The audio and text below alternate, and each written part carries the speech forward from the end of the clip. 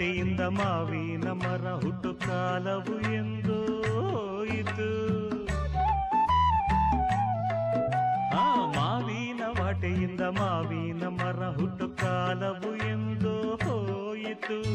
ಮಾವಿನ ಹಣ್ಣಿನಲ್ಲಿ ಬೇವಿನ ಕಹಿ ತುಂಬಿ ಕೊಲ್ಲುವ ಕಾಲ ಬಂದಿತು. ಮಾವಿನ ಹಣ್ಣಿನಲ್ಲಿ ಬೇವಿನ ಕಹಿ ತುಂಬಿ ಕೊಲ್ಲುವ ಕಾಲ ಬಂದಿತು. ಇಂಥ ಕಲಿಗಾಲದಾಗ ಇಂಥ ಜನ ಬಾಳುವಾಗ, ಓಹೋ ಇಂಥ ಕಲಿಗಾಲದಾಗ ಇಂಥ ಜನ ಬಾಳುವಾಗ ಮಳೆ ಹೇಗೆ ಭೂಮಿಗೆ ಬಂದಿತು.